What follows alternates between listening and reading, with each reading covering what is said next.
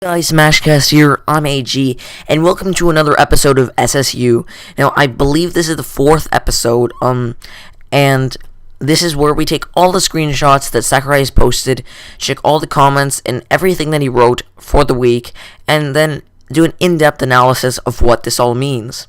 Now, we're going to start it off here, and everything that happens this week is from January 27th to 31st of 2014. Monday, Sakurai starts off the week on January 27th, showing a picture of Rosalina, and she's just doing something that's called a gravitational pull, and it just lets her bring any items or weapons that are on the stage closer to her, and then she won't be hurt by them, but this could act as like a combo or something that we could maybe see.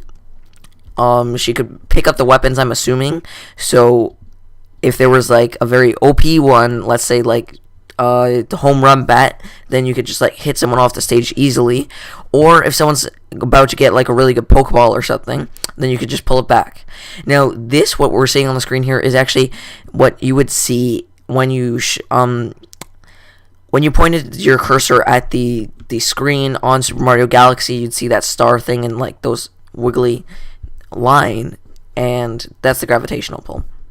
Now, Sakurai says, pick of the day, Rosalina's down special move, tentatively called a gravitational pull, sucks up items and weapons.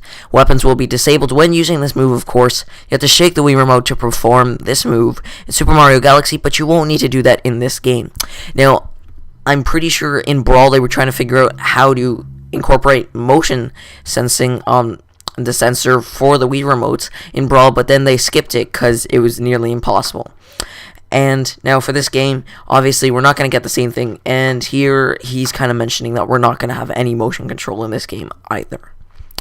Now, in this screenshot for Tuesday, it's January 28th, and this is the new Beetle item from The Legend of Zelda Skyward Sword, and it just lets you carry players around and in the air, and in this stage Link is carrying Marth, and this could add a lot of different things that could happen.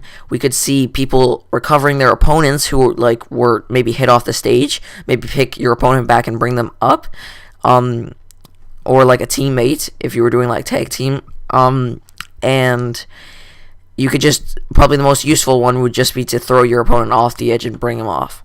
So, what Sakurai says is, pick of the day, the Beetle item comes from Legend of Zelda Skyward Sword, is a comical item that grabs characters and carries them into the air. So, it seems like Sakurai's going for some troll moves items here, and trying to be as fun as possible when making these new items. Now, for Wednesday, January 9th, this is a picture of Palutena, the Goddess of Light statue on a Kid Icarus stage for the Wii U, which we don't know what stage this is currently, but this, we can see Palutena's wings are spread quite far, and she is actually like the person that shows up in Pit's Final Smash and in Brawl, and we might see what will happen in this stage, that she could possibly be a playable character, because Sakurai's been hinting that Palutena's going to be in the game, because he keeps on doing Kid Icarus screenshots. Last week, Palutena screenshots were leaked, and we're going to make a video on that, guys. We're just waiting for the perfect moment.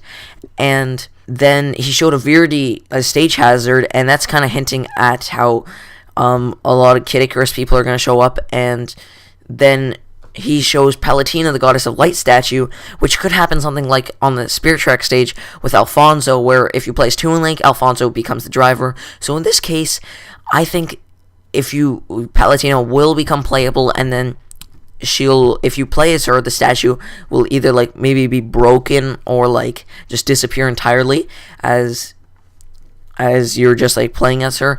Or what could happen, at the very least, would be like the Spear Pillar stage from Brawl, where you'd get Dialga and Palkia, where they would like control time, so you could slow them down or change gravity, the way that the stage flipped.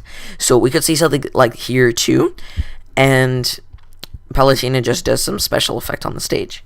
So Sakurai says, pick of the day, you can find a statue of the goddess of light is in one of these stages watching over the arena. Now, he's kind of saying how watching over the arena probably just mean that she will be able to attack someone, and that's what I think she means by watching over the arena. So Sakurai will probably let us be hurt by Palutena in whatever way. Maybe when Pit does his final smash or something on the stage could affect some special thing to happen with Palutena. No idea.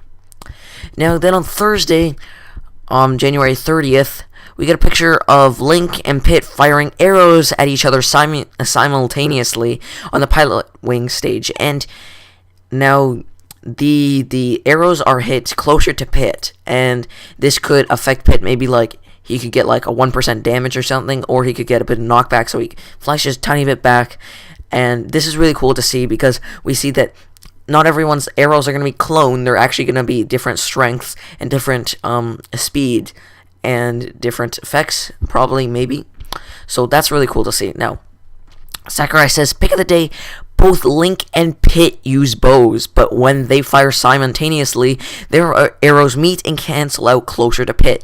Besides attack power and projectile speed, there are many elements that affect tactics, such as accuracy, vulnerability after attacking, and even seeming unrelated features like characters' physical abilities. So this is really cool that Sakurai is taking into account a lot of different things that we're going to see on the characters' physical abilities in their games will be coming to this game, and will make it a lot more realistic.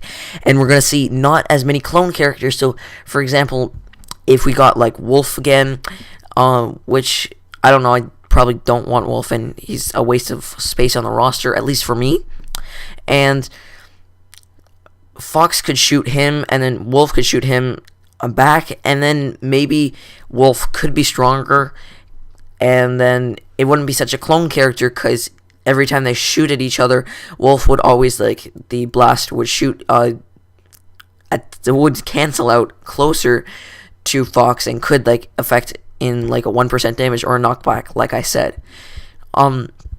So that's really cool to see how much realism that is going to happen in this game, and how much, effects and things that are happening, and it's not just a random slap on some characters, just throw them in, do a character model, and that's it. So it's really cool how Sakurai is actually taking the time to make an amazing game, and this could save the Wii U itself.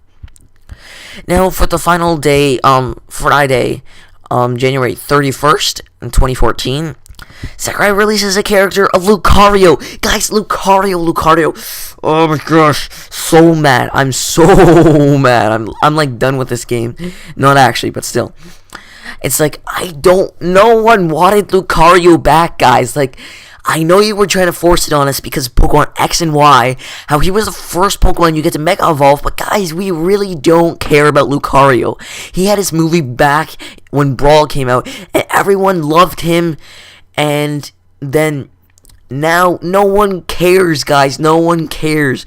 We want Mewtwo back. Check the Miiverse. Every single comment, Sakurai is hating on you because you did not release Mewtwo. Really, I know you're going to release Mewtwo, otherwise you're going to get a lot of hate for the game if you don't.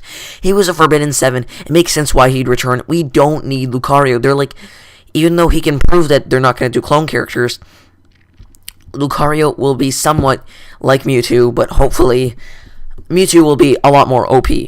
Now, what could happen with Lucario is that on the Wii U version, we can get his Final Smash to be Mega Evolution Y, and then 3DS Mega Evolution X, which would be really cool to see.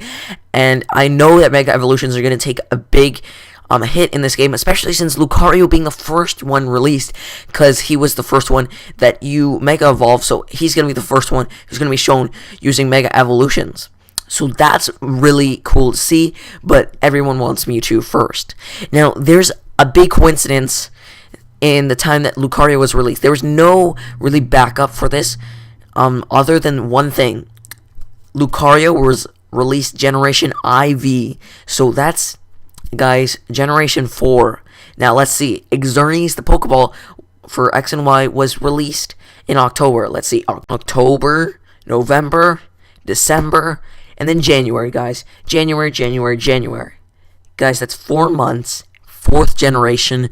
What does this mean? We could possibly see Zoroark in the game, because he is Generation 5, and Pokemon Z has been announced, well, not announced, but it has been rumored, and it makes sense why it'd come out, and it's going to probably be announced and then released maybe 2 months after E3.